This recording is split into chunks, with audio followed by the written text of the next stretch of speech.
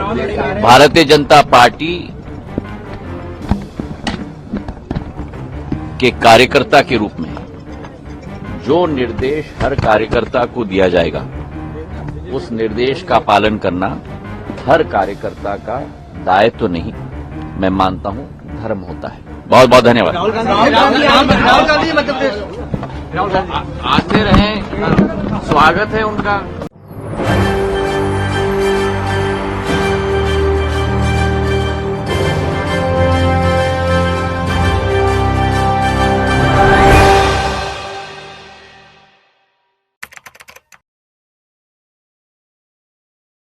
नमस्कार, मैं नाज़मीन खान और आप देख रहे हैं SPN9 news. Bharatiya Janata party के केंद्रीय मंत्री ज्योतिरादित्य सिंधिया को अभी तक लिस्ट में शामिल नहीं किया गया है। आपको बता दें कि मध्य प्रदेश में भारतीय जनता पार्टी ने तमाम सांसदों को फिर से चुनाव लड़ने के लिए कहा और ऐसे में कई नेताओं को, कई केंद्रीय मंत्रियों को, कई सांसदों को लिस्ट में जारी भी किया गया। उनके नाम दाखिल किए गए और उन्हें मैदान में उतारा गया, जिसमें यहाँ पर कैलाश विजयवर्गीय सीधे तौर पर इसके विरोध में नजर आए। वहीं उनके बेटे आकाश विजयवर्गीय ने सीधे तौर पर भारतीय जनता पार्टी के मुख्यालय के आगे हंगामा कर दिया कि उन्हें टिकट नहीं दिया गया। तो वहीं दूसरी तरफ देखा जाए तो मध्य प्रदेश में अब तक 2 लिस्ट जारी हो चुकी हैं और तीसरी लिस्ट अब लगभग जारी हो ही जाएगी, क्योंकि इसको लेकर बैठकें जारी हैं। लेकिन क्या उस तीसरी लिस्ट में ज्योतिरादित्य सिंधिया का नाम होगा कि नहीं होगा, इस पर असमंजस की स्थिति पैदा हो रही है। लेकिन उससे पहले यहाँ पर ज्योतिरादित्य सिंधिया कांग्रेस पर लगातार हमलावर साबित हो रहे हैं। कांग्रेस को लेकर क्या कुछ ज्योतिरादित्य सिंधिया कहते हुए नजर आ रहे हैं, देखिए जरा। सियासत का भी अंदाज कुछ इस तरह ही है, आगे जा रहे हैं लोग, पीछे नहीं। देखो, सियासत में कभी कोई पीछे नहीं जाता।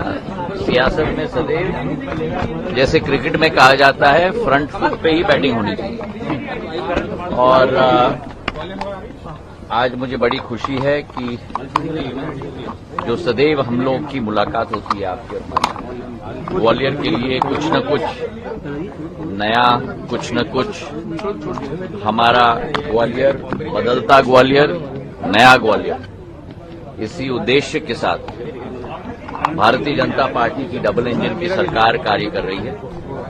और आज भी हमारे दोनों सड़कों का, एक का लोकार्पण सड़क का, शनिश्चरा सड़क का भूमि पूजन, मुरार अस्पताल का 22 करोड़ रुपए का उन्नयनीकरण, थीम रोड जो बहुचर्चित थी, अब बहुत दिनों बाद पूर्ण रूप धारण कर चुकी है। 27 करोड़ रुपए का थीम रोड, तानसेन जी का द्वार, डबरा झांसी सड़क पर 2 करोड़ का, अनेक दूसरे सड़कों का शिलान्यास, सारी सौगातें ग्वालियर के लिए करीब करीब 80 करोड़ रुपए की सौगातें आज दी जा रही हैं। मैं मुख्यमंत्री शिवराज सिंह जी का, प्रधानमंत्री श्री नरेंद्र मोदी जी का कृतज्ञ हूं कि निरंतर ग्वालियर के विकास और प्रगति में नए नए स्तंभ स्थापित किए जा रहे हैं। भारतीय जनता पार्टी के कार्यकर्ता के रूप में जो निर्देश हर कार्यकर्ता को दिया जाएगा, उस निर्देश का पालन करना हर कार्यकर्ता का दायित्व नहीं, मैं मानता हूं धर्म होता है। बहुत बहुत धन्यवाद। राहुल गांधी मध्य प्रदेश आते रहें, स्वागत है उनका। और कांग्रेस की जो विदाई है वो भी जनता तय करेगी नवंबर के चुनाव में। माननीय प्रधानमंत्री जी आ रहे हैं। का दौरा 2 तारीख को सुनिश्चित है। राष्ट्रपिता महात्मा गांधी जी का दिवस है और वे जब ग्वालियर आ रहे हैं तो लाखों लोगों के लिए सौगात अपने साथ लेके आ रहे हैं। प्रधानमंत्री आवास योजना के तहत मध्य प्रदेश के 2 लाख बेघर लोगों को आवास देने की योजना की शुरुआत अपने करकमलों से करेंगे और यही भारतीय जनता पार्टी की सोच और विचारधारा है। सेवा की, सुशासन की और गरीब कल्याण की, प्रदेश और राष्ट्र की डबल इंजन की सरकार की योजनाओं के तहत जहां एक तरफ 44 लाख प्रधानमंत्री आवास योजना के घर मध्य प्रदेश में बने हैं, जहां दूसरे तरफ लाडली लक्ष्मी योजना के तहत 86 लाख हमारी बच्चियों को एक सुखद भविष्य का निर्माण हुआ है।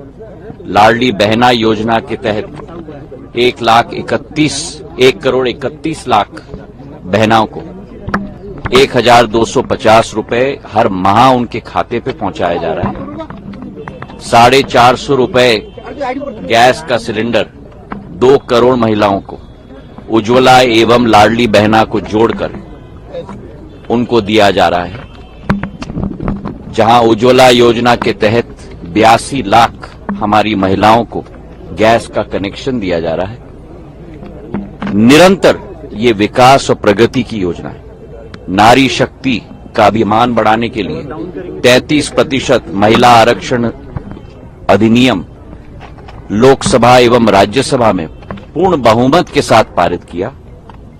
ये लोकहित की सरकार है, ये भारत के उज्जवल भविष्य की सरकार है और मुझे विश्वास है कि प्रधानमंत्री जी के नेतृत्व में आने वाले समय में जनता का भरपूर आशीर्वाद भारतीय जनता पार्टी के कमल के फूल के साथ ही रहेगा। महाराज जी, यशोधरा जी इलेक्शन नहीं लड़ रही, पार्टी को लिख दिया है। मैंने कहा है ये निर्णय पूर्ण रूप से पार्टी लेगी। हम सब कार्यकर्ता हैं और पार्टी ही हमारे लिए निर्णय लेती है। बहुत बहुत जैसे कि सिंधिया को आपने सुना, उसके बाद आपको ये बता दें कि यहाँ पर एक सबसे बड़ा सवाल ये खड़ा हो रहा है कि जब ज्योतिरादित्य सिंधिया को ही पार्टी में अहमियत नहीं दी जा रही है और उनके तमाम समर्थक भारतीय जनता पार्टी को छोड़कर कांग्रेस में शामिल हो गए हैं और ये कहते हुए नजर आ रहे हैं कि ज्योतिरादित्य सिंधिया एक बहुत गलत कदम उठाते हुए यहाँ पर नजर आए हैं। और ऐसे में देखा जाए तो तीसरी लिस्ट में अगर ज्योतिरादित्य सिंधिया का नाम आ भी जाता है तो यहाँ पर मजबूरन उनका नाम देखा जाएगा, क्योंकि ऐसा देखा जा रहा है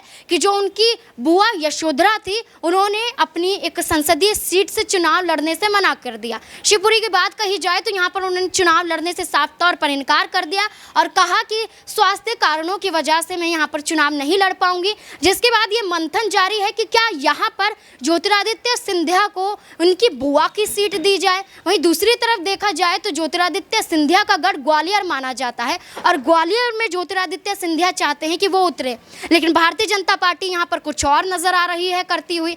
ऐसे में यही देखना काफी दिलचस्प हो जाएगा कि अगर तीसरे लिस्ट में नाम आ भी जाता है तो क्या ज्योतिरादित्य सिंधिया का रुख ऐसा ही रहेगा कि ज्योतिरादित्य सिंधिया भारतीय जनता पार्टी को जिता भी पाएंगे कि नहीं, या ज्योतिरादित्य सिंधिया भारतीय जनता पार्टी में आकर उन्होंने बहुत बड़ी गलती कर दी। अगर कांग्रेस चाहती है कि अभी भी ज्योतिरादित्य सिंधिया उनके पास आ जाएं तो क्या वो वापसी का फैसला ले सकते हैं? क्या लगता है आपको? कमेंट बॉक्स में जरूर बताएं। धन्यवाद।